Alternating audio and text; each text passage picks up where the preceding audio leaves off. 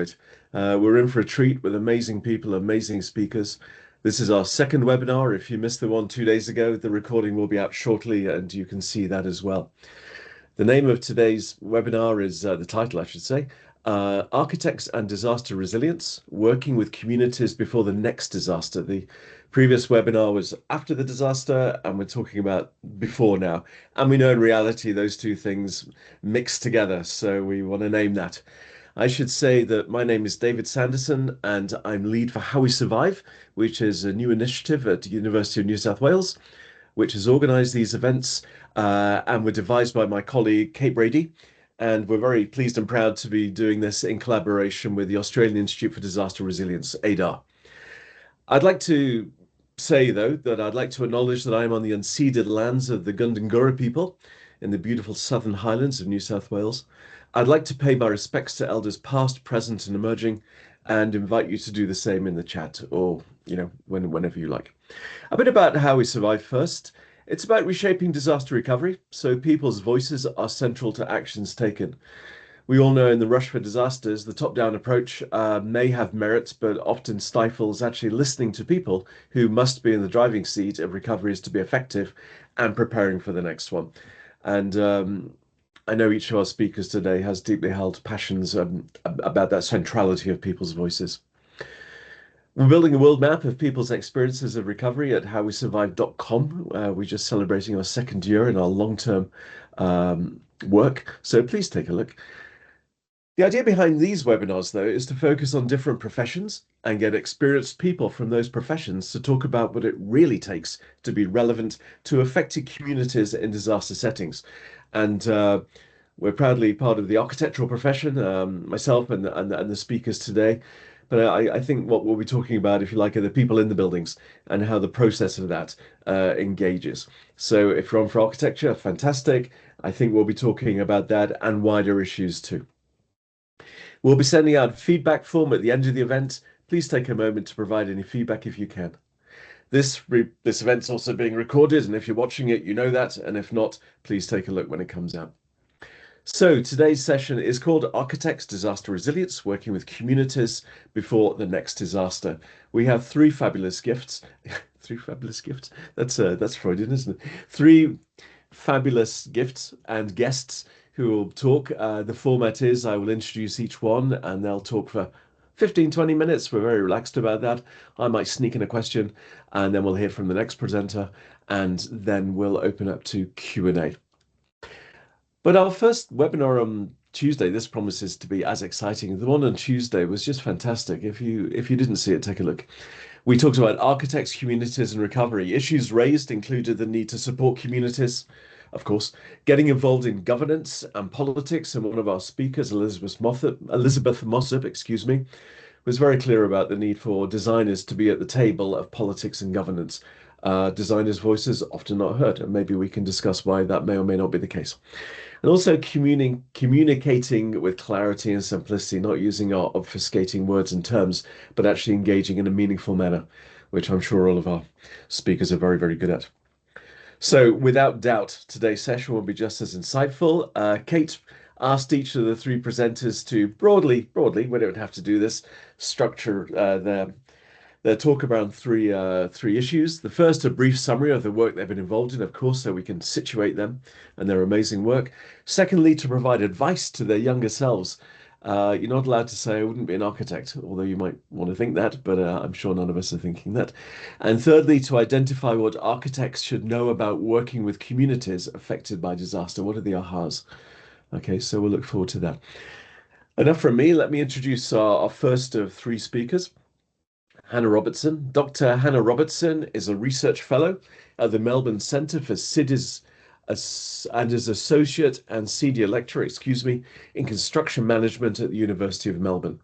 Hannah is a researcher and practitioner in architecture and construction, specializing in innovative community-led design and action research building projects in partnership with industry, volunteers, and First Nations communities to build livelihoods in remote Australia. She's, of course, a lot more than that, but excuse me that I shortened a very impressive biography. Hannah, over to you. Thanks very much, David. And it's a pleasure to be here today. I'll just share my slides to begin. Today, my presentation is going to talk about country needs people and people need infrastructure. But before I begin, I'd like to acknowledge the Wurundjeri people of the Kulin Nation, whose traditional lands I'm situated on today, as well as the Okala people of Cape York, who are co-authors to a lot of the research that I'll talk about today. And I'd also like to make a disclosure and say I'm not a registered architect, so I can't claim that title, but I studied architecture and construction management and work in this field, and alongside many architects, engineers, and construction managers. So to begin, I'd like to start with a little story, and it's a bit embarrassing at the same time. I grew up on a bush block in Victoria, sort of down near where Elvin lives, at the back of Torquay.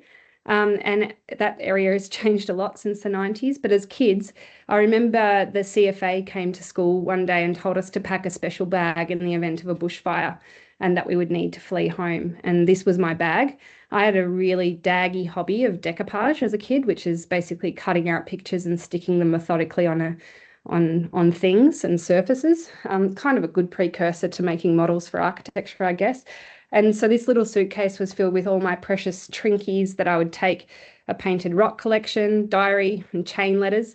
But growing up, my understanding of bushfire, and I think this suitcase speaks to that, was very Eurocentric. It was about fight or flight, not active management, and certainly not working with bushfire.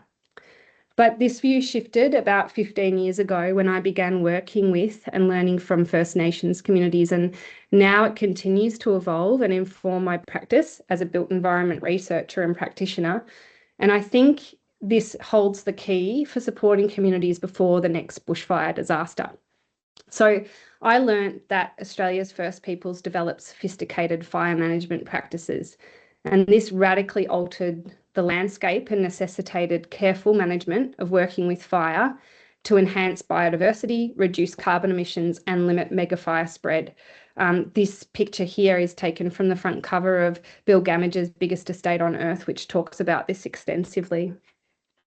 But then with colonisation, we saw depopulation of remote regions and suppressed cultural burning practices, and that has contributed to leading to larger late season fires with disastrous consequences, with risk to biodiversity, and these large wilderness areas being really important carbon sinks for not only Australia but the whole world, and Indigenous cultural heritage sites which are vulnerable to degradation if exposed to dangerous bushfire. So there's disastrous impacts to us all across health, the environment, and cultural continuation.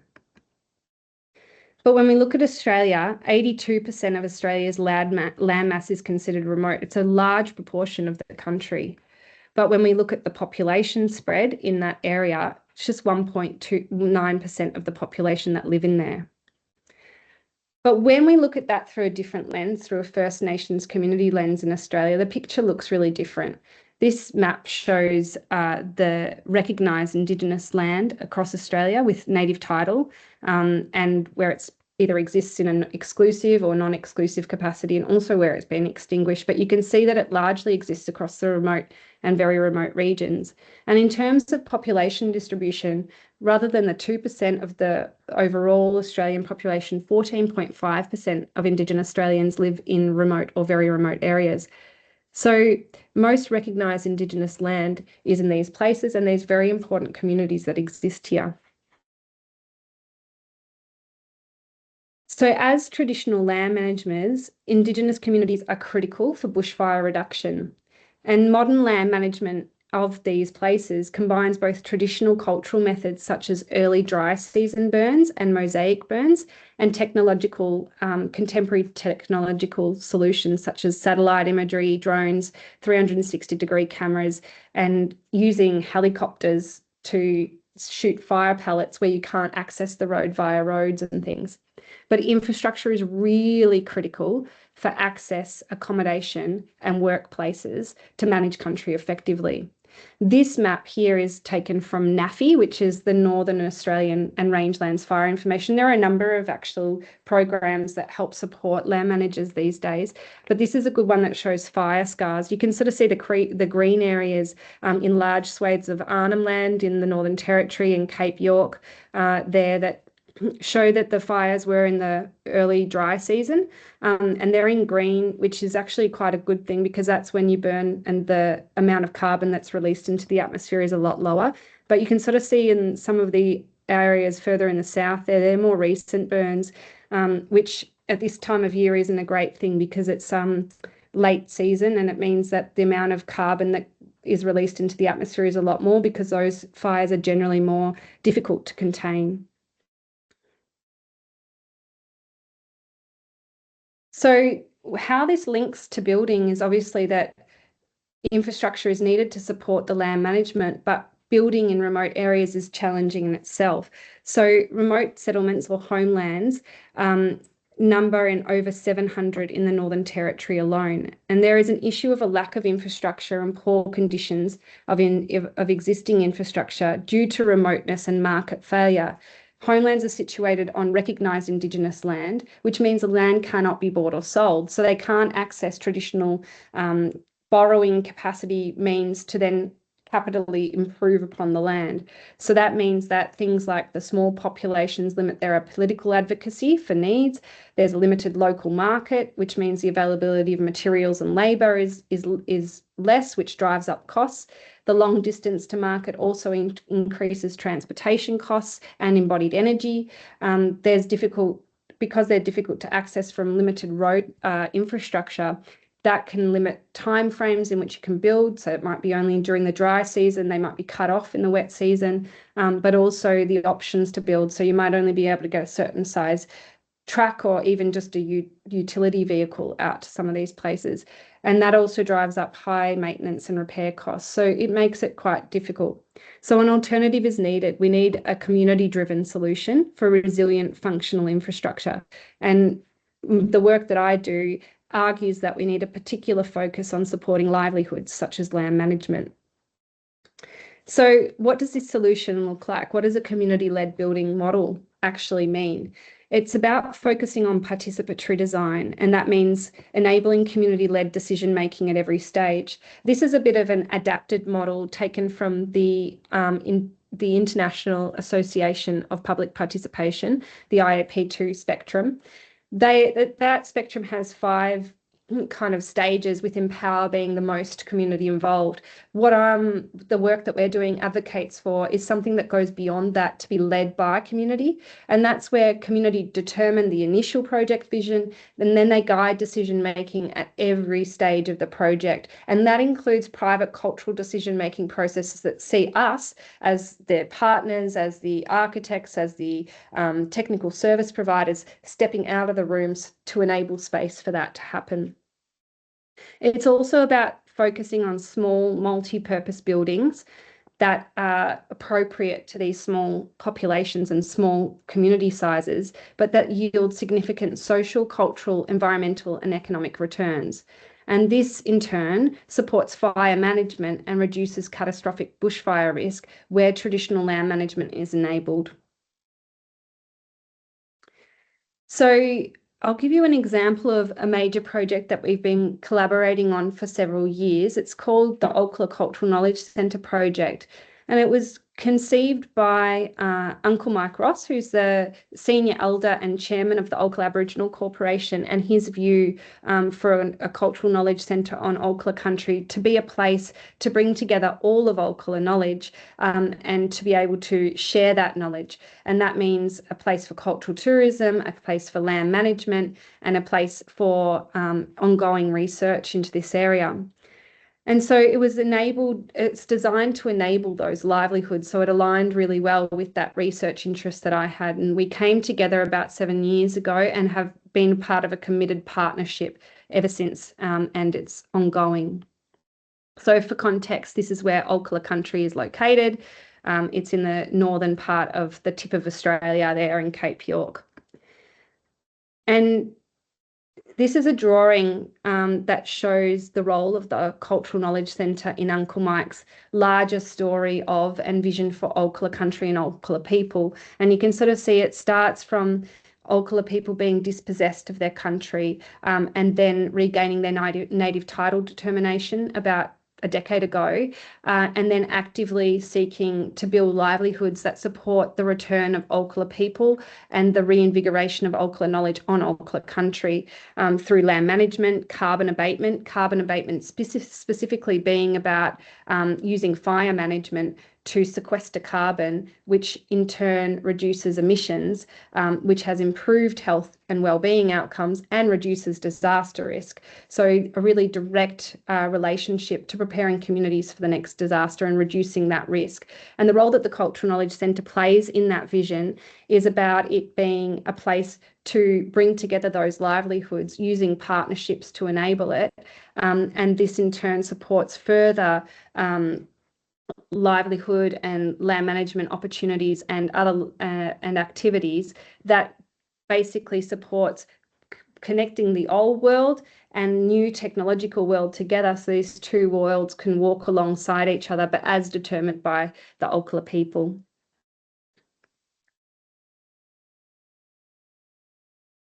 So the Cultural Knowledge Centre itself is a 3-stage project, and stage 1 is complete. It's a cultural tourism prototype. It's got a large open deck area that looks out onto the lagoon, which is the central area here, a commercial kitchen, toilets and showers.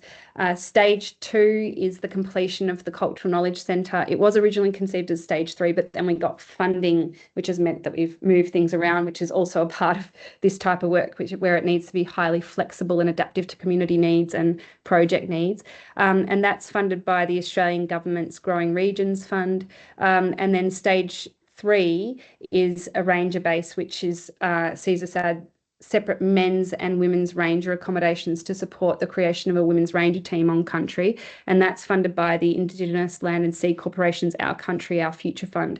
The critical thing about this is that our funding for each of these stages is tied to the function and the livelihood that stage enables. So the first stage being funded through a tourism fund, the second one being funded through an overall economic development fund, and the third one being funded through a specific land management supporting fund.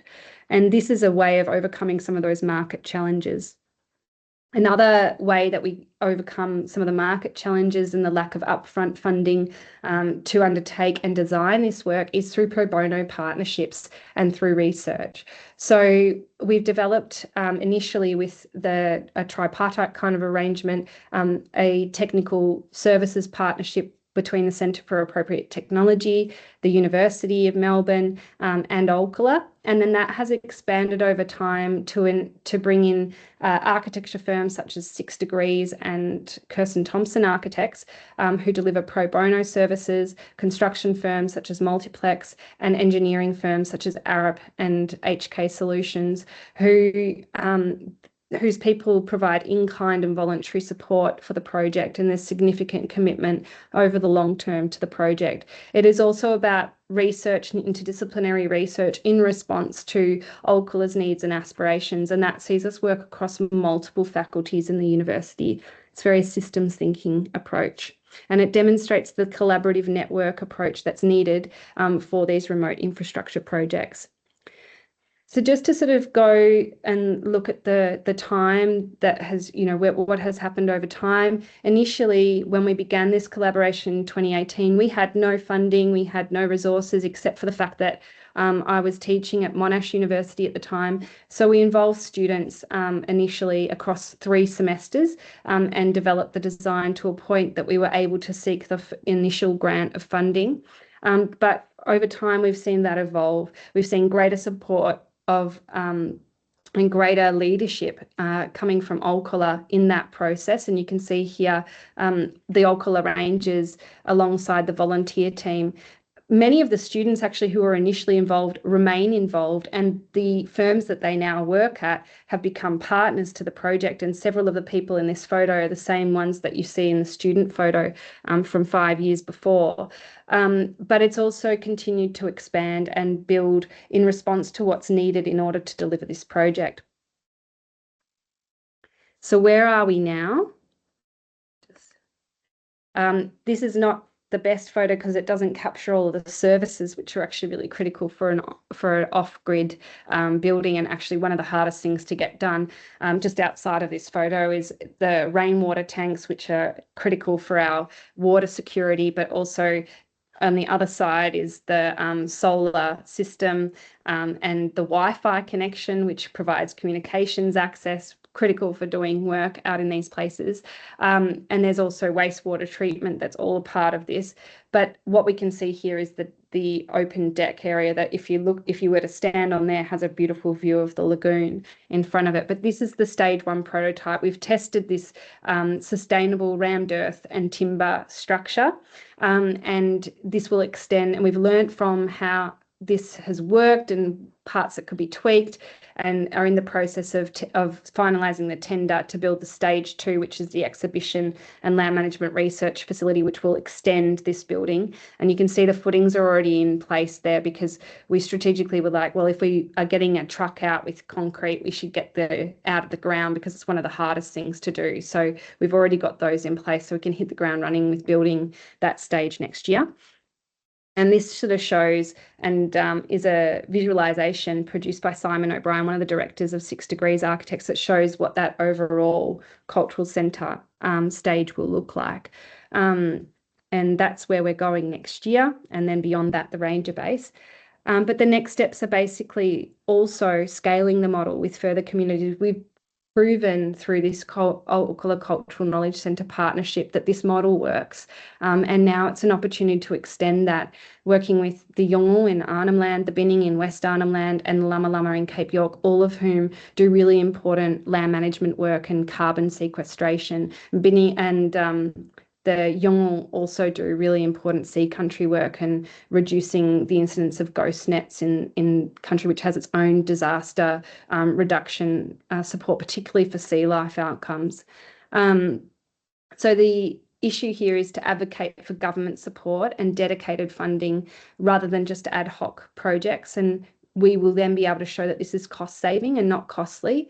And ultimately, it's also about saying that the amount of money that's invested into these buildings might seem significant upfront, but that over the long term, and when you look at it in terms of the social, cultural, environmental, and economic returns, such as the jobs created, such as the environmental benefits in terms of improved reduced late season wildfire, improved carbon sequestration, improved biodiversity outcomes far outweigh that initial cost of building the building. And the goal is to create infrastructure that supports land management, livelihoods, and cultural connection, which we know is critical for people, First Nations communities to connect with their country. And this in turn reduces the fire risk and disastrous consequences to the environment, health, and First Nations culture. So to come back to the question about advice to my younger self, it would not be to pack that bag initially. It would be instead to keep listening, keep questioning, and keep going. Always listen and respect everyone's perspectives.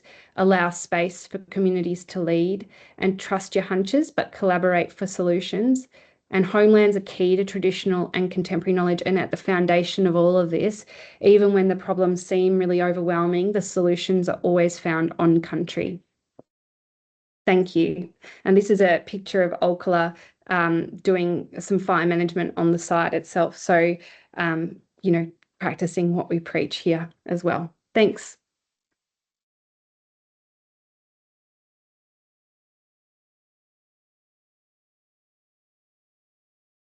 Thank you. Thanks, Kate.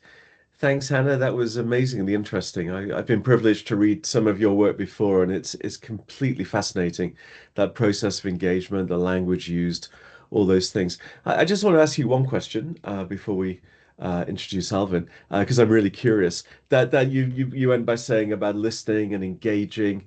How do you do that? And and I'm with you. I didn't formally train, so I always say trained as an architect, as I'm not an architect either. Trained as an architect. There's someone who's trained as an architect. How well equipped were you to take on that kind of approach of listening and engaging? I think it's a really good question, and thanks for it because I guess the process is not one that happens overnight. I've learnt it over 15 years of working in this space. But I do think training as an architect allows you and equips you with a design research and a design approach to things, which is where you begin by listening, begin by hypothesizing, by then testing solutions, and then invariably failing in different ways and refining what you're doing. And you keep coming back in that reflective feedback loop. And that works very well for working with communities because it enables lots of opportunities to connect in and hear community voices and refine and shape and ensure that what you're listening to is right. But we have a series actually, if I can share it, of 7 principles. And I was just mindful of the time, so I didn't include it. But these are exactly the 7 principles that we do in answer to that. So it's about beginning by listening first and identifying needs. And the easiest way to do that is actually when you're working on homelands is to be on country. And that can apply to any community that you're working with. Go to the community and sit in their place and listen to them situated in their place because that's where people feel comfortable, that's where they feel safe, that's where it is deeply connected to the place and you get the richness of the stories of that place coming through and the complexity of how all those things come together. And that's really critical. And in the instance of a lot of community-led work, you don't have a lot of resources at the beginning. It's unlike a client coming and saying, hey, we've got all this money to begin with, we want to do this thing. Often you're trying to scrounge together resources that might not explicitly mean you have money to build, such as having the students' involvement. So start small. Think about something that can be achieved. Don't overpromise to the community that you're going to deliver the whole vision in the first go, but commit to the vision. And instead also commit to a small piece of work that you know is achievable so that you can test working together and there's an opportunity to opt in or opt out for the community moving forward as you begin to collaborate together. I think changing and adapting flexibly is absolutely critical. Things are going to evolve and change, and our process has kind of shown how that's necessary. And it's about communicating regularly and with feedback loops. I mean, the other challenge around a lot of this, and over the last 7 years, it includes that COVID period. We couldn't get up on country for a long time. So fortunately, though, the relationship was established. So the way that was maintained was through weekly communication, and it continues to be. And it's about including the community in full. The community will be able to advise how to do that, and it's different for different communities as to what that looks like. But in the case of our collaboration with Old that means talking about the project at AGMs. It means taking proposals in identifiable ways that work in terms of communicating with the community. So the initial project that involved the students was to develop a master plan, and Uncle Mike said, can we make it filmed so that we can easily share it with the traditional owners and that they can engage with the story of the master plan. So it's about responding to what the community want in terms of what will work for them in terms of communication. Allowing time is really critical. You can't speed these processes up, but in allowing time, it allows the opportunity to do it at the pace that works for community and ultimately is a resilient way of doing this work. And then there's also a critical need over this long-term collaboration. You're really relying on the maintenance of motivation and goodwill. You have to celebrate small things as they happen. You have to enjoy those small wins because it can be challenging work. It can be pretty grueling. You can face, significant challenges along the way. But if you're able to celebrate things together, it enables the opportunity to be, fed by those opportunities of those small wins to keep you going and keep you focusing. So hope that answers that question, David. It certainly does. And, I'm on the same page as you on all these things. Some would say that architecture is the opposite of that. The architectural profession is around the building at cost as quick as possible. And that's understandable. I mean, that's not a Mm, criticism of those mm, realities elsewhere. But you find in these communities, it's pretty much the opposite. And I just want to ask you a question as someone involved in architectural education. Do you think there's mhm, space to do more of this? And if so, mhm, how do we do that? mm. Oh, absolutely. I mean, I think obviously there's a time and a place and a space for that, status quo mainstream way of doing architecture. But I'm actually co-writing a book with a colleague, Rory Hyde, at the moment called Architecture for All, which is about democratizing access to architecture. It goes, beyond this context to look at other contexts as well, to basically saying architects could take a more entrepreneurial approach to how they go about delivering projects and listening to community in the process, because then we can actually look at some of these more challenging contexts, say where a market failure scenario exists, to try and think about the systemic solutions that can kind of overcome those barriers. It might look different from how you would traditionally deliver a project, but the outcome might be significantly greater than what you do if you were to go about it in that traditional way. Oh, isn't that the case? Well, thank you, Hannah. That was absolutely fantastic kickoff to our conversation. Just to say for those watching it live, and I keep saying that because I think we'll have a lot of people watching the recordings. We have about 200 people signed up from many countries, many of whom are tucked up in bed right now as we do this live in Sydney. But for those on the call right now, please do pop in the Q&A any questions or thoughts or ideas for Hannah when we discuss later. But can I join? Can I move now to Alvin? Alvin Williams. I wish I was sitting in your room. That is the most wonderful looking backdrop of architecture in practice. It's a beautiful thing. We were looking at it earlier before we started the recording. It's a real privilege to have you join us, Alvin. A brief bio for you, because I know you've got a much longer one. Alvin Williams is the founder of Soft Loud Architects, a small rural architectural practice located in coastal Victoria here in Australia. SoftCloud seeks to engage clients and communities to create responsive places. Projects champion low consumption of energy and resources combined with permaculture and regenerative design practices. SoftCloud's design response draws from the intricate web of relationships that make up our environment and how that environment in turn shapes who we can be and what we can do as a culture. So, Alvin, over to you. Thanks, David. And yeah, thanks, Hannah. That was a very inspiring presentation, actually. I'm going to try and share my screen before I get too far into anything. No, it didn't work. It's not giving me the right choice. Okay. Okay, that's really nice. I'm going to have to share my whole screen, I think, and bring up the slideshow. Right. Hmm. Ah, sorry, everybody. This is not how it was working 5 minutes ago.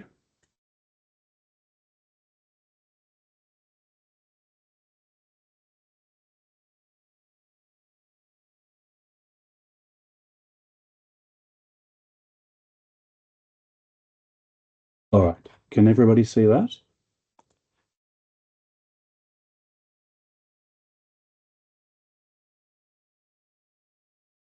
Yes, we can.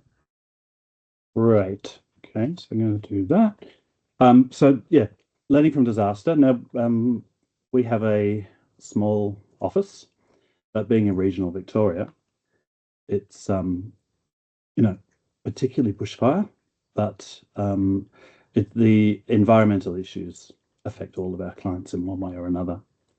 And one of the things that we decided to do very early on was to actually have a responsive office that actually um, not just learnt from past work that we'd done and post-occupancy evaluation, but actually learnt from things that were happening in our environment.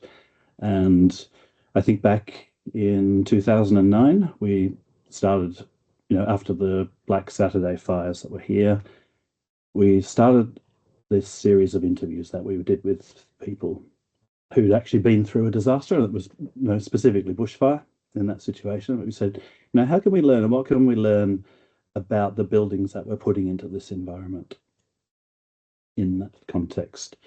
And so, come on. All right.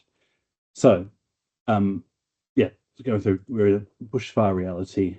We needed to look at not just how to respond to the site, but how to take on the implications of climate change, what materials might use differently in response or as a response to what we learned from those situations, and also how do we contribute skills in that context.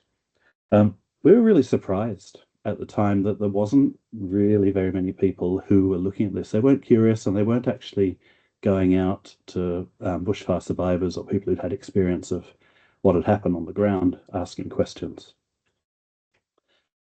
And I'll just keep moving through here. So to date, and again, we're a small office and it's a small scale thing. And so I think we're up to 10 interviews to date that we've done with people.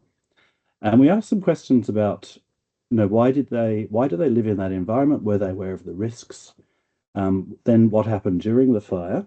And then what their experience has been afterwards. And we've been collating this information, which I've just sort of put together a little summary of that now. So 8 out of 10 people were really quite aware of the risk of the environment that they were living in, or they thought they were quite aware, and that's a significant distinction there. 40% of them just wanted to be in a densely vegetated environment, even though they're in high-risk fire areas. This is a house out in the Yarra Ranges. When we asked people what their concerns were, most of them were concerned with demographic change in the community, about housing affordability and the local people not being able to afford to live in the places they live with anymore. And fire really wasn't on their radar of what their priorities of concerns were. One of the respondents had actually been designed to meet a BEL rating. So, and I think we'll find this across the board with flooding and other types of disaster as well, that the awareness in the community and the building stock that's there really isn't responsive to the risks that are there. People had modified their homes, even if they were aware of the risk, with just a lot of attachments, verandas and timber bits and pieces, and attached carports and verandas. And there was really not a great awareness of what houses were built from. So most of the houses were built with things that you would use to start a fire, like pine and cedar and Oregon and that sort of stuff. We then went on and asked people what happened during the fire, and they really described quite traumatic events, and things that shocked them. Even seeing materials like glass and aluminium melting or softening, seeing boats burn, sort of thing. 60% of the houses that we assessed were lost, and only one of them survived a fire front. So out of all those houses that were lost, a lot of that was ember attack and other things. And we actually got quite a different picture of what happened in a fire. I think someone in Malakuta described 5 days of fire coming from all these different directions. Someone in Steeles Creek just described, I think it was 4 or 7 hours of fire coming from different directions. So it's not really the textbook thing that we're taught about.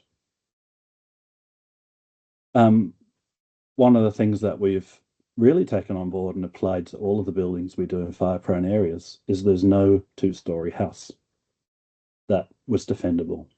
And people described the reasons why. They said, we couldn't actually throw a bucket of water high enough to protect the facade or the eaves or the fascia.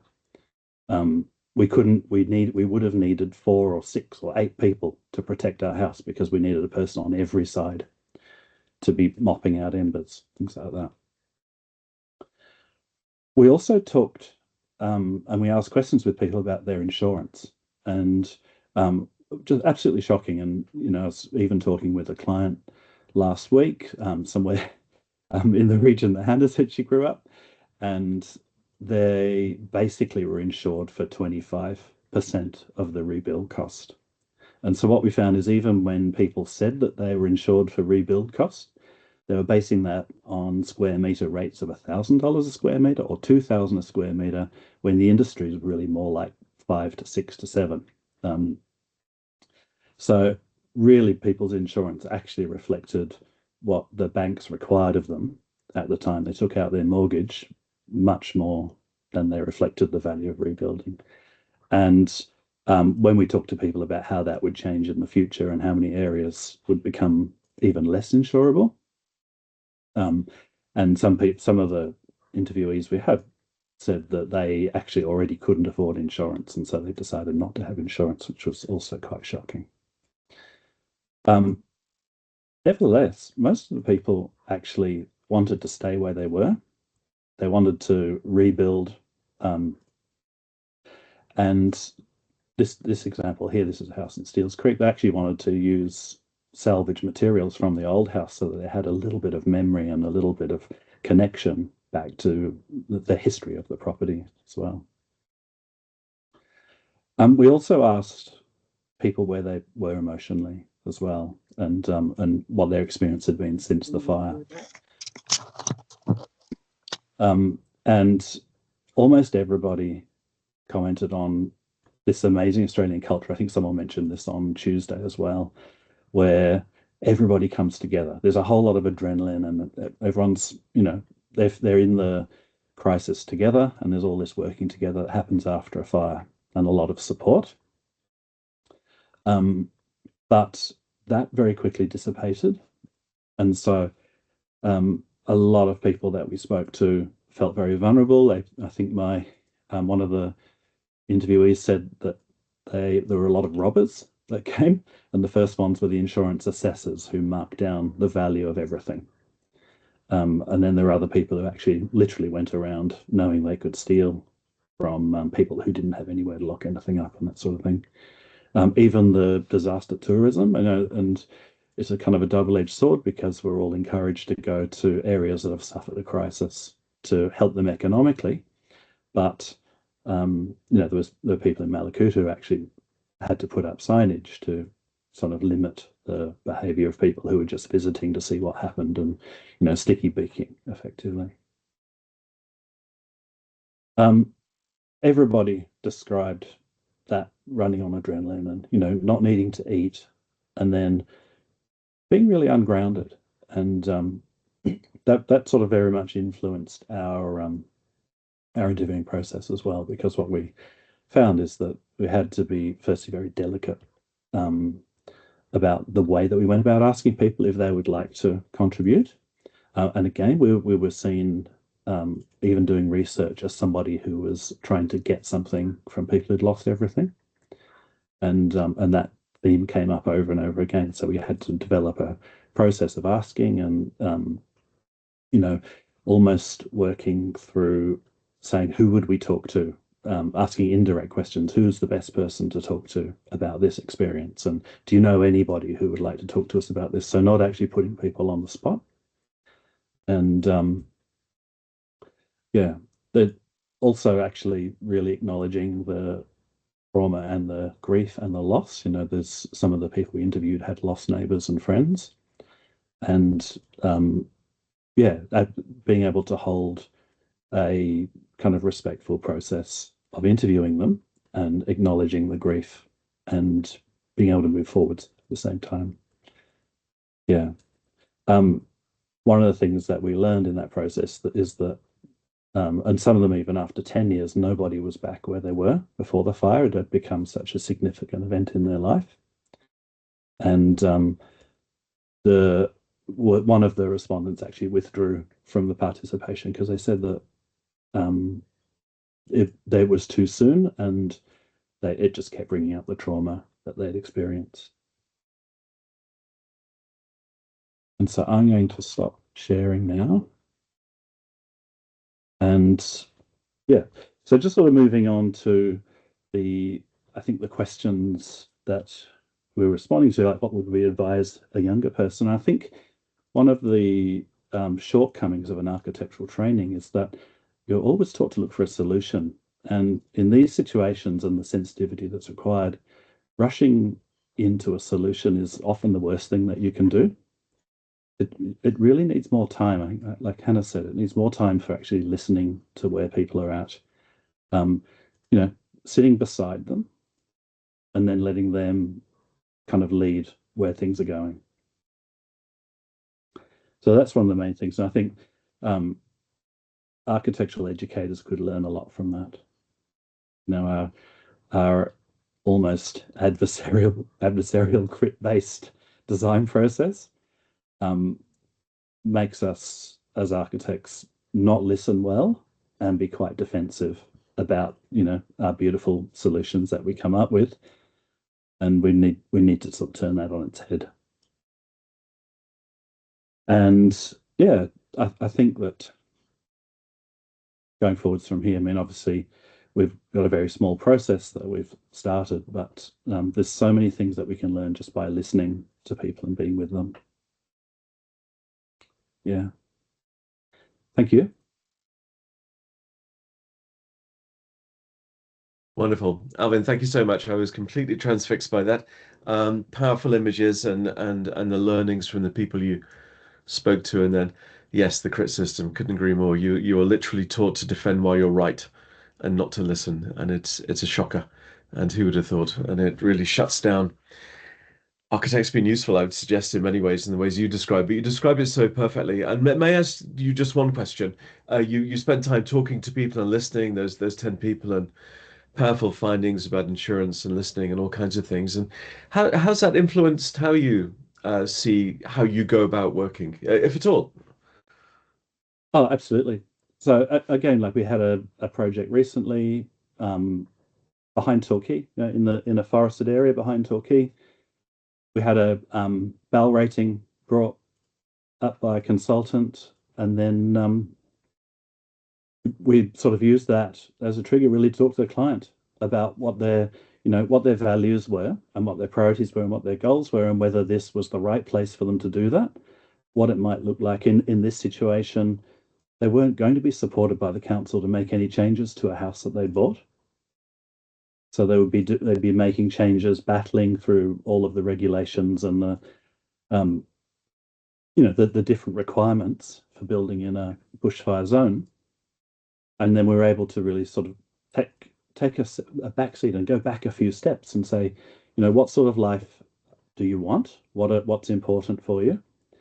And then if this place is going to support you to have that life, how do we then put that together in the safest, most responsible way? Yeah. And most people who are building a house want to leave something for their children. They're thinking about future generations in one form or another. Mm-hmm. Yeah. Alvin, thank you. Thank you. We'll turn to our third speaker, but just to say, Alvin, thank you for that, and we'll do a Q&A at the end, whatever. But it's a real treat to introduce you, Jonathan. Shall I just go? Oh, thank you very much. Thank you, Kate. I've got a brief introduction, which I know there's a lot more to be said, but it's a kickoff, so we can get to know you a little bit. Jonathan has been project manager at Resilient Lismore, which he'll tell us about, obviously, since 2022, leading major recovery efforts across the Northern Rivers. Resilient Lismore has managed projects that restored safe living spaces in more than 300 homes and delivered essential repairs to over 600 households. Those few words mask an awful lot of work. I just want to name that. It's a shorthand for a lot of energy and effort. Jonathan has over 20 years' experience in youth work, disability services, and program management. Beyond work, he's a Zen Buddhist practitioner, martial arts instructor, gardener, and father of 3 boys. Wonderful. Jonathan, over to you.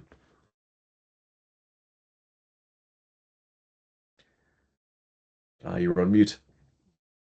You're on mute. Is that on mute? That's great. Can you hear me now? That's good. Great. Yes, we can. Right. Thank you very much, David, for that introduction. It's funny to hear it, but there has been a lot of work in this area. It's been a very short period of time, but also a very long period of time. I've got some slides that I'd like to share, and I appreciate this opportunity just to share some slides and then answer any questions at the end of it. As you can see, we're still living in a halfway zone here in Lismore. Still lots of repair going on. So just let me see if I can get this to work. All right.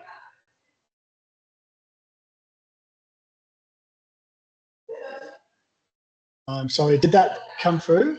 That's No, not yet. no. Okay. Oh, yes, it is now. Yeah. It is there now. Okay. Yes, we can see it. Ah, good. Now it's a matter of driving it.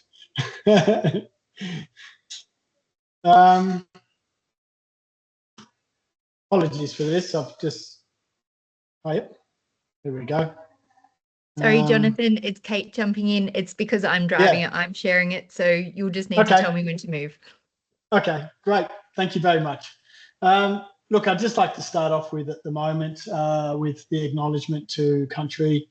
It's very important for us to acknowledge this because it's part of our whole approach as a community, and the Indigenous community in this region has been a big part of what we're doing here.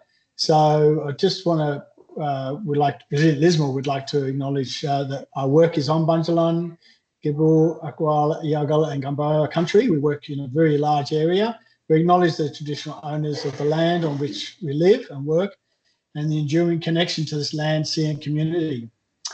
We'd like to also acknowledge the Ridgeable Wiable people of the Bundjalung Nation, which is where our actual community hub is based in Lismore, and we pay our deepest respects for the elders past, present. We acknowledge this, the sovereignty was made, not never ceded, and it's what it always was and always will be Aboriginal land. I'm just going to do a little bit of here too. I guess I'd just like to start off quickly with our story and just introduce ourselves and talk a little bit about our approach to the disaster recovery in this region. We did start off back in 2017 as just a community group called Helping Hands. It was in reflection to the 2017 flood, which was, reasonable enough that it got over the constructed walls or the barriers along the rivers and went through the CBD area. At the time, I was a business operator and actually lost a lot of my front shoppage area in that flood. So I know what the impacts are like living in this area, both running as a business and as a resident. We really kind of correlated and come together after that as a more of a substantial organisation in response to the 2022 floods. I just want to give you a bit of an idea in the highlighted areas there about the amount of houses that were impacted. It was a large area, so there was, a lot of different townships, not just Lismore. A lot of townships, particularly downstream from Lismore, got heavily impacted. A lot of farm country and farmhouses got impacted, and also the landslides in the upper catchment area really impacted quite a lot of homes too. And that, that number that you can see there, the 5,000 homes were taken out, and 14,000 more homes are severely damaged, and 1,220 homes just in the Lismore area. Hopefully, it just gives you a bit of an idea of the enormity of the impact. When you look at that little photograph to the side there, to just the right-hand side there, you can see the number of the street at the top there. In that top corner, that's the level of water, and we're looking at a picture that's in the middle of town. So you can imagine that over quite a few kilometres. That's the kind of water that went through the area. All right, go on to the next one. I'm going to talk mainly about our work and the work that we're doing in the rebuild and repair. The main thing I want to just bring out here is the underpinning principles. And there's 4 of them there in the right-hand corner: the community connection, the connecting to everybody in the community, and our group is definitely representative of a whole range of people in the community, the equity inclusion approach, the collaboration and trust that you build working with both businesses and institutions and different members of the community, and in the end the care and the compassion that's the approach of being trauma informed, working with people in that environment. And that has been the underpinning kind of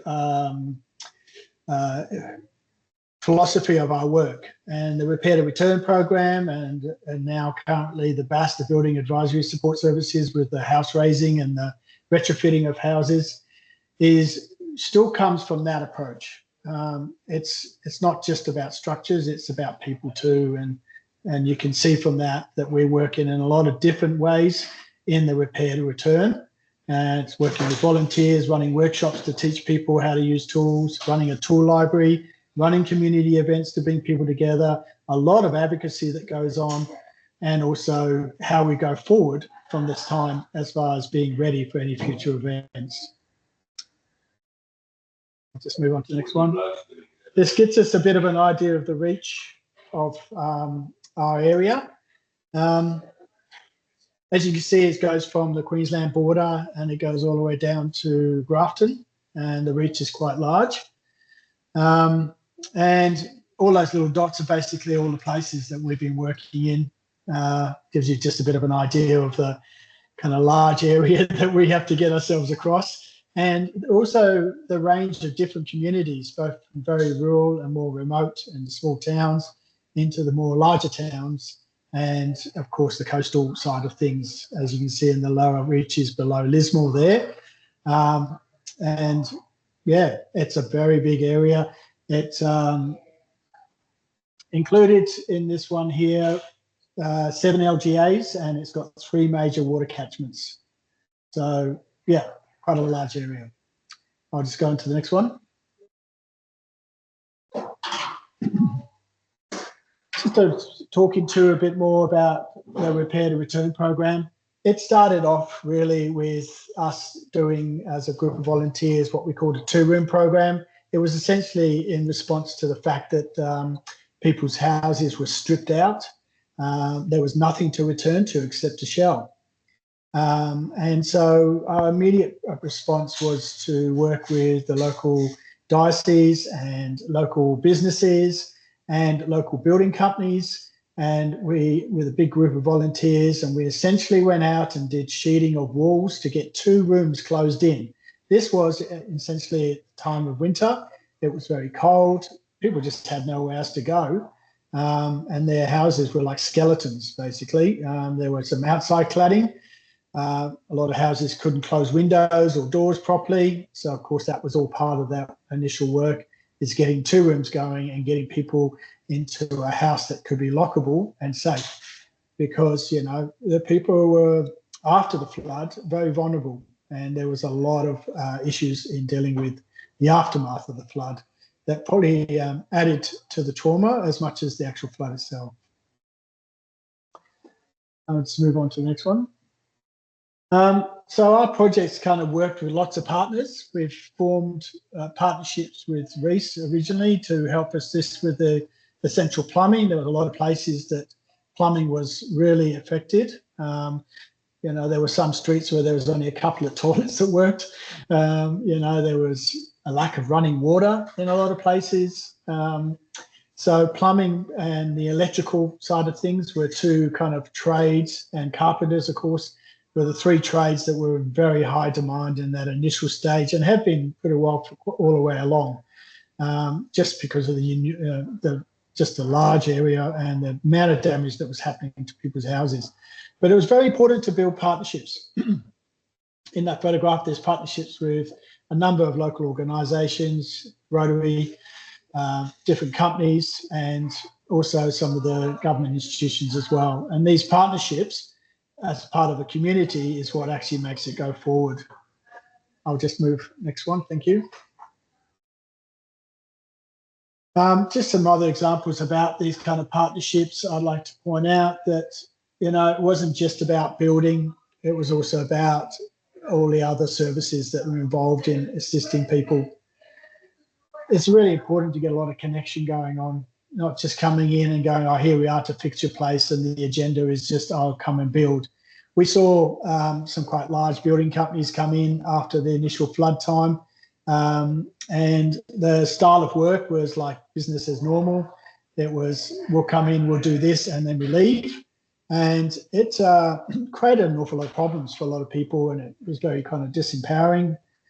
for a number of people having all these strange people coming through their house, fixing things how they wanted to do it, and had nothing, no communication going on.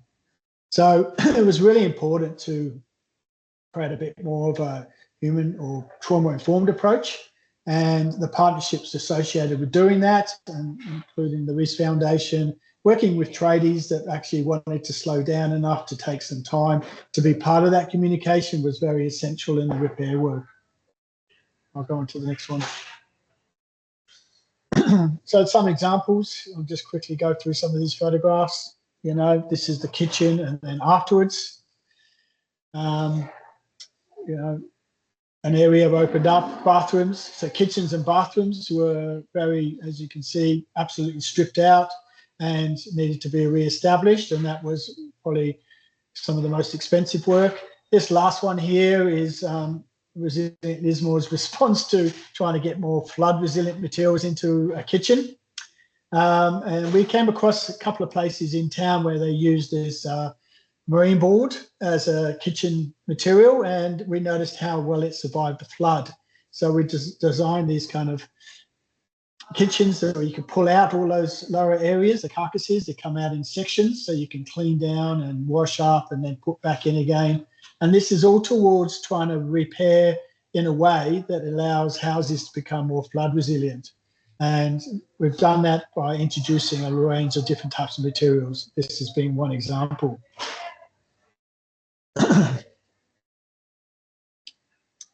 I'd like to just take a moment here, because I think it's really important just to get a bit of a sense of what's going on in this place by just playing this video. It's just a very short clip, but it's really does get across what is happening. Can't do it?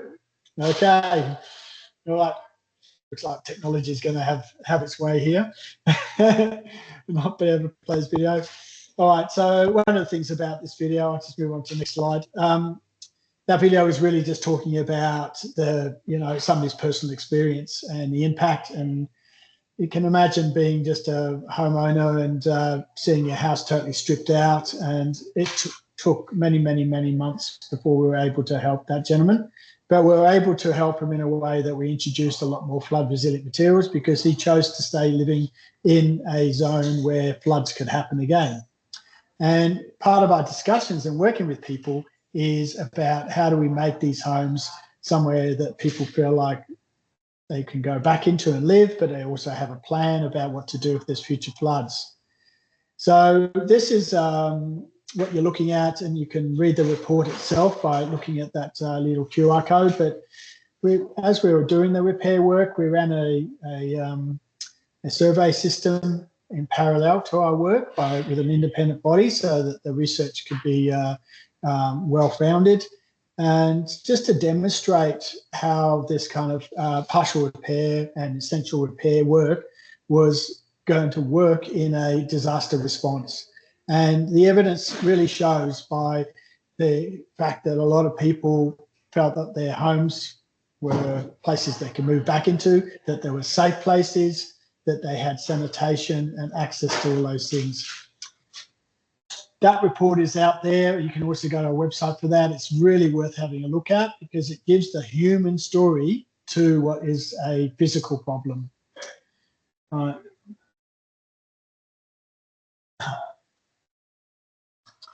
Some of the main points that I want to just bring out about some reflections, I guess, from the work that we've done here.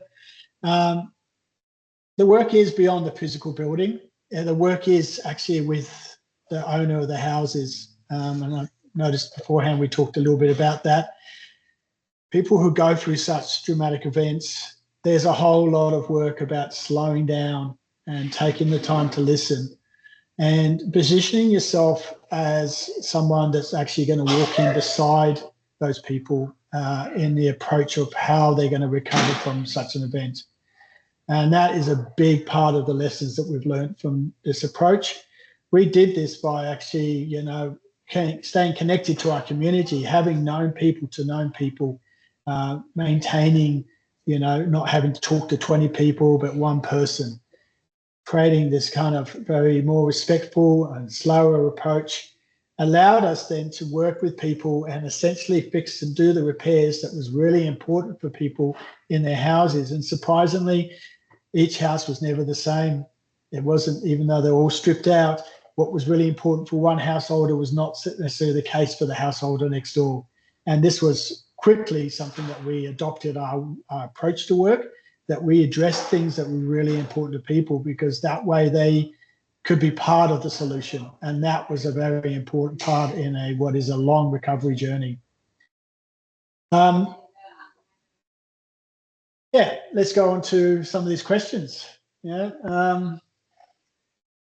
I would like to first just refer to the Australian Institute of Disaster Resilience, that little QR code there. I think it's really important to have a look at that in your considerations about the underpinning approaches to working with communities. And I think as working as architects and future designers of communities, there's some really solid work there. We don't have to repeat ourselves around that stuff.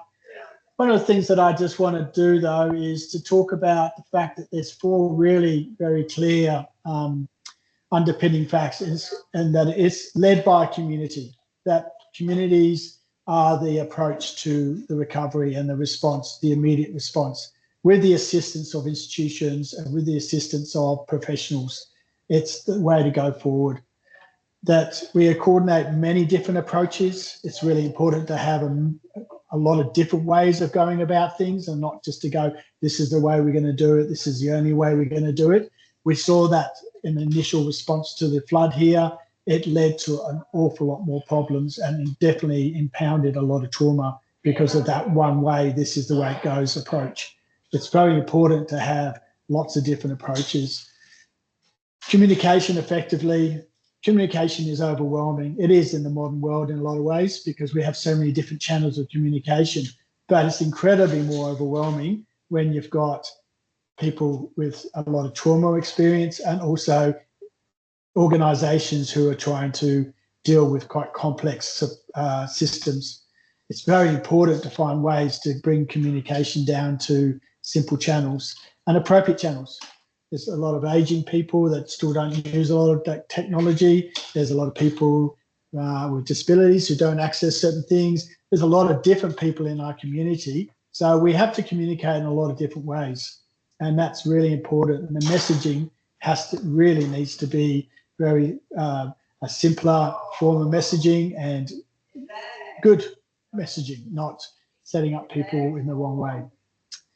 And the last one is recognising and building capacity in the community is part of the journey, and it's really important.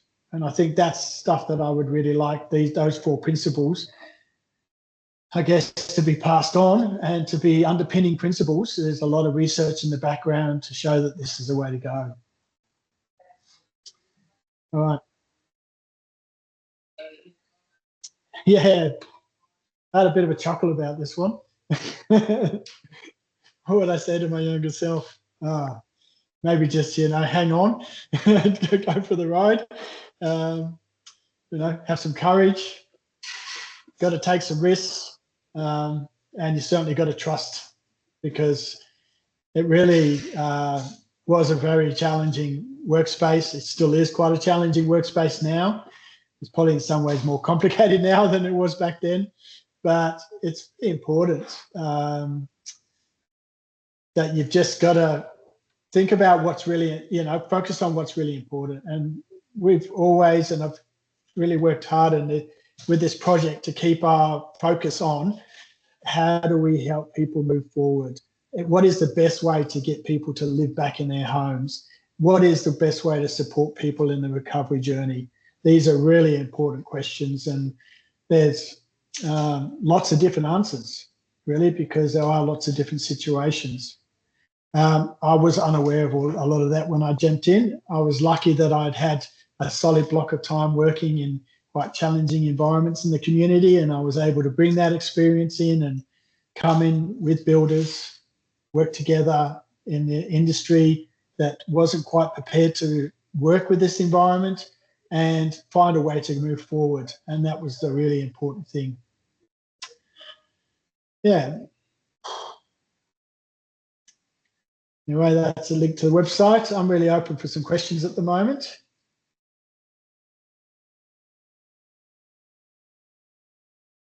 Fabulous. Thank you, Jonathan. I was completely gripped by that, the way you presented, the spoke from the heart, all those things. And as we said right at the beginning, those numbers mask so many stories, so easy to say and so much to unpack. And thank you for doing that. I have a silly question in many ways. What are you proudest of about what you've done in the last few years? I think about the best thing that I really feel really chuffed about is the incredible connecting working group that we're in.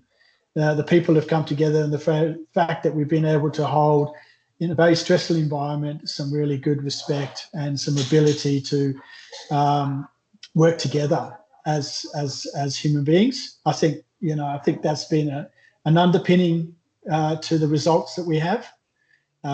Is that our relationships with each other, and particularly within the community, but as together working together, that if we don't have that, we don't have some respect in that, we don't have an ability to grow as people and individuals, then it's very hard to do all these other things. And I think that's probably very happy about that. Can I just observe what a powerful statement that is as an architect working in this? So the response, and I'm fully on board with you, by the way, is it's about people and respect and the listening. And that's been a theme throughout today and the earlier webinar, that it's process and the people in the buildings and all that kind of thing, which often is the opposite of a lot of architectural education, some would say. We were just discussing that earlier. But I'm wondering if we can bring back all the presenters. Thank you. Thanks, Kate. I've got a million questions, but I'm just wondering if anyone has any questions for anybody else, because three deeply experienced people working in, very similar ways, there's a lot to say. This is unscripted, but please, would anyone, I can see Hannah, I'm trying to read your body language there. Alvin, even better. Hannah, do you want to kick us off? I've just got a question for Jonathan, because I'm really interested about your practice as a Zen Buddhist practitioner. How does that inform the way that you work with communities? Because as a fan of Buddhist economics, I'd love to hear about that. Probably the best way to answer that is that, as a practitioner of that, it's all about what you're dealing with on the day. How we live with it. It doesn't matter how disastrous the environment is or how challenging things are. It's not about what has happened or what could happen. It's what we do now. And I guess that's been the big transferable skill, is that practice of just staying in the present and being real about what's going on. I think that's probably, the answer to that. Alvin, you popped your hand up. Yeah, I'm interested in what I'm always asking this question, but there's obviously a big risk looming on our horizon. And what I'm really interested in is how people have brought that, like the rubber hitting the road of that big climate risk that we all talk about academically, and it's all in the big kind of in the future that we nearly can't see clearly. And how do people actually manage that rubber hitting the road in their lives? Because it's happening for us now, anyways.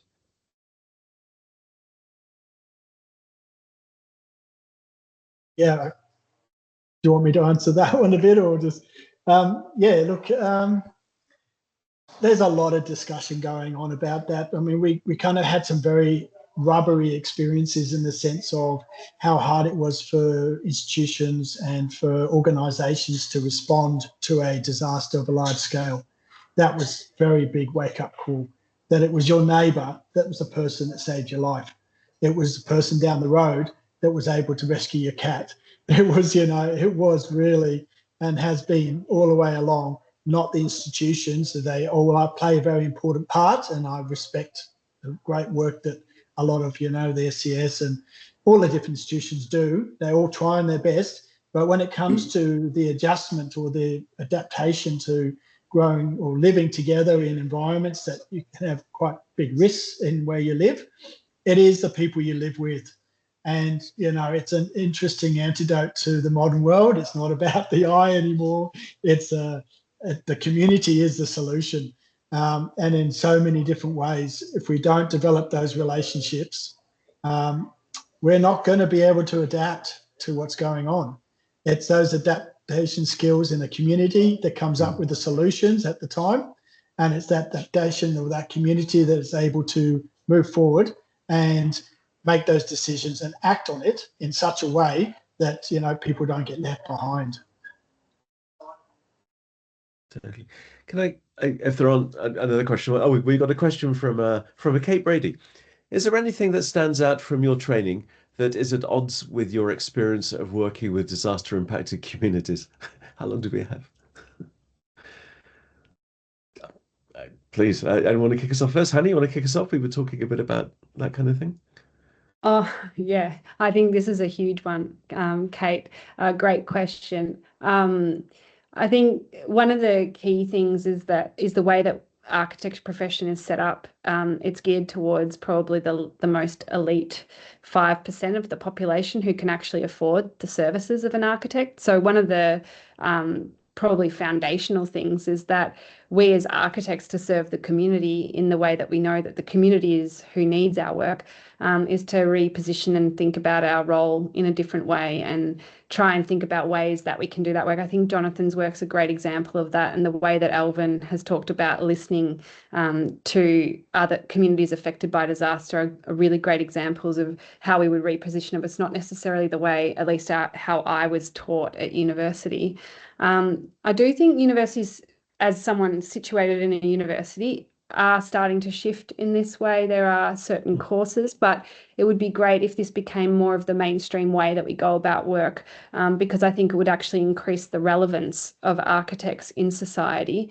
And it is also about, you know, potentially putting the egoistical kind of way of doing work, where it's about the architect coming up with the solution, to the side and saying, actually, solutions sit with the communities who are affected by where they are situated. And if we start with that position, it leads to better outcomes, but it also leads to much better community and collective gains if we actually take the time to listen properly, because the solutions are already out there, I think. Yeah. Alvin, did you have to Yeah, don't unlearn get me anything and started, relearn it? David. I'm sorry? Yeah, well, don't no, get me keep going. started. Any academic should cover their ears now. But our educational institutions they haven't really taken on board the systemic failure of the construction industry, which includes architects. We won't just make them responsible, but the whole industry, to not just deal with the challenges of the future, but actually deal with the challenges of the present as well. And how do we bring firstly the understanding that we've got a systemic failure. You know, we know it needs to be done. Every level of our industry can't actually motivate itself or generate what's needed to do what's needed. And yet, as soon as we have a crisis, everybody's very interested in responding immediately. And so we know we've got these good hearts that we can respond when we see something happening in front of us, really empathically and you know, with all of our integrity, and really appropriately. Australians are incredibly, you know, resourceful at how they deal with that sort of thing. Why can't we apply that resourcefulness in a forwards way? I think someone mentioned on Tuesday that for every dollar spent before something happens, that represents $10 to $15 of recovery or rebuilding or that sort of thing. So yeah, I think systemic issue or systemic cultural failure that we have in the building industry is definitely something we can fly. Like, why are housing developments still being allowed within 1.5 meters of sea level? Why are they being allowed in flood zones and bushfire zones? What's your answer to that?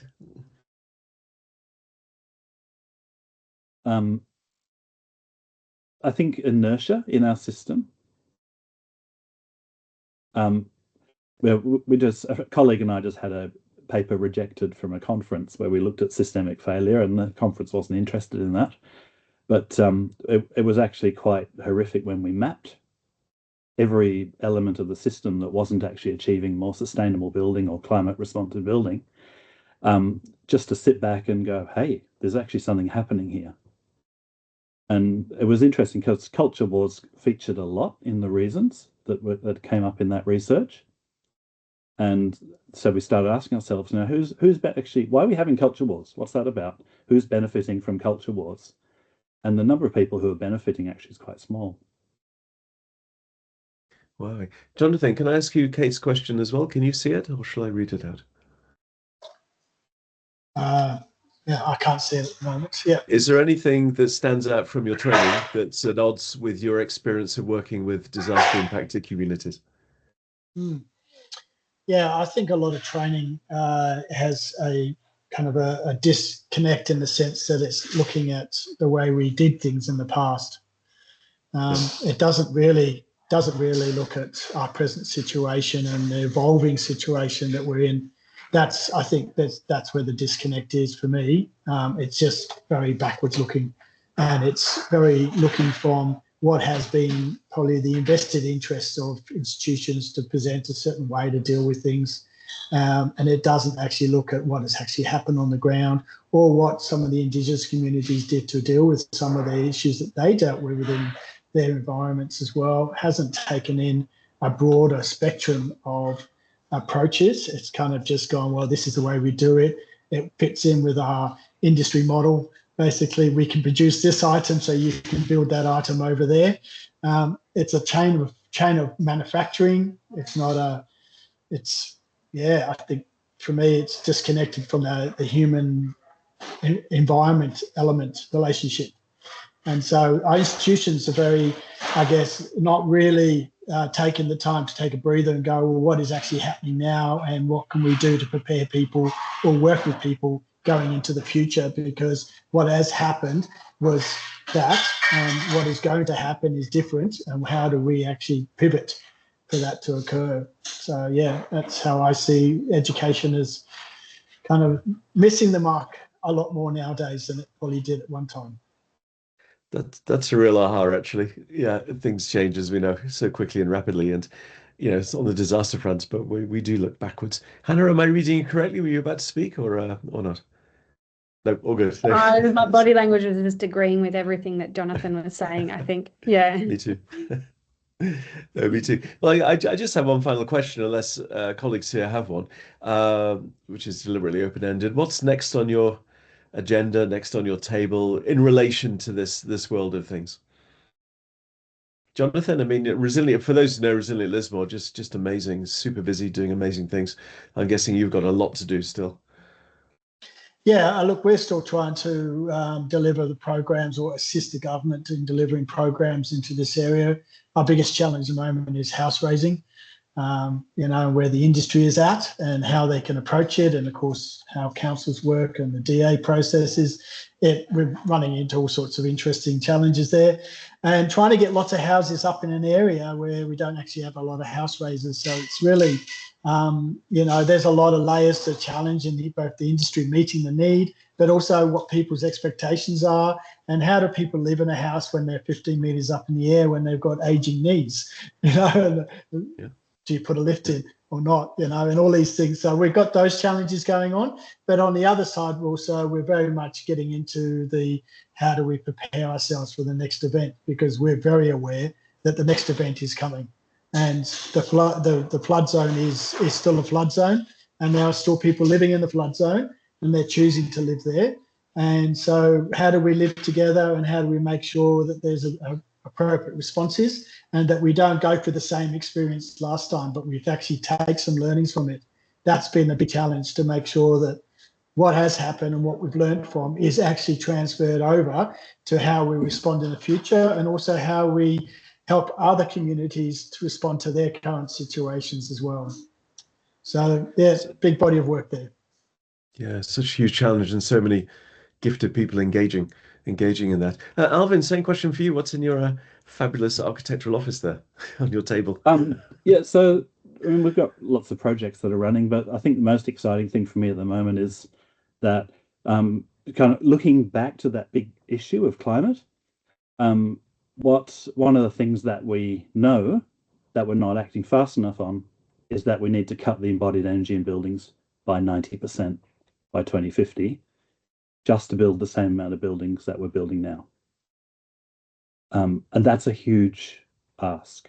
And so I'm involved with a group who are putting together an Australian standard for hempcrete construction.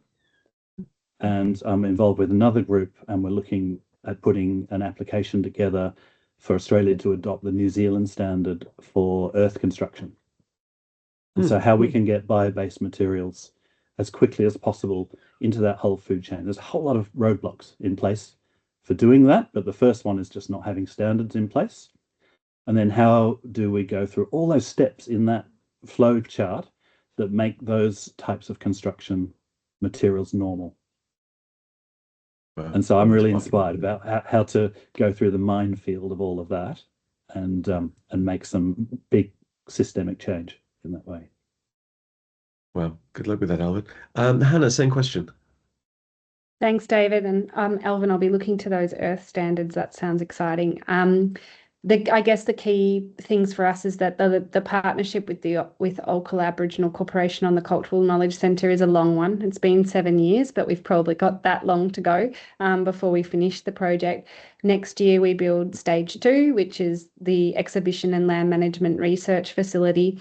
It allows the opportunity to apply the learnings from the stage 1 prototype that we finished and adapt what we learnt along the way in doing that. So improvements in how we deliver the timber structure and how we actually procure and manage the process.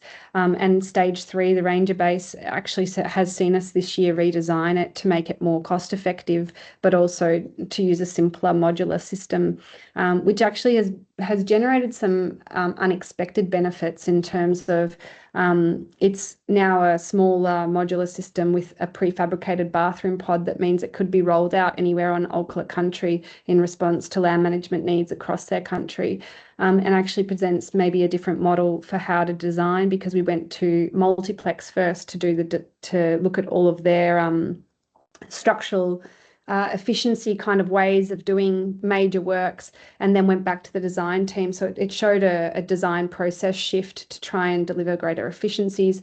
So we want to document those processes and those learnings.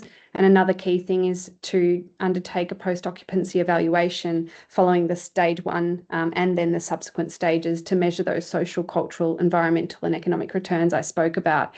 It's kind of difficult in some ways with social returns on investment to ascribe proxies to things like cultural and spiritual values, but they are really important parts of this. But even without those factored in, we're seeing that the returns from undertaking these projects are so significant from not only an economic perspective, but from the environmental benefits in terms of improved land management capacity and carbon sequestration. So we've got a model that works, and then the next thing is to scale that model with further communities. And there are several further homeland communities that have heard about what we're doing and want to work with us. So really excited to undertake and build the team in support of those future projects, which again will be long-term commitments, and ready to make that commitment. Fabulous, thank you. I confess to being a rubbish moderator. I've just seen 2 more messages. I'm afraid we're out of time, but we'll try and get back to you if we can. The first one is thank you for being up at 3 a.m. in Sweden and taking time to listen to this. I think you would agree that it's been well worth it, by the way, and we'll certainly seek to reply. But we are out of time, so my apologies for that. But Jonathan and Hannah and Alvin, thank you so much. Absolutely fantastic.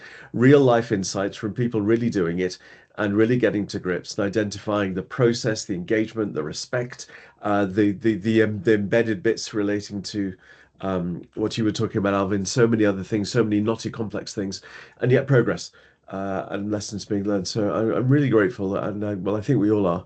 And thank you so much. A recording of this will be made available, and please, for those who attended, if you had 2 minutes just to complete the survey so we get better at this, we'd be very grateful. But thank you very much, everybody, and thank you for joining us.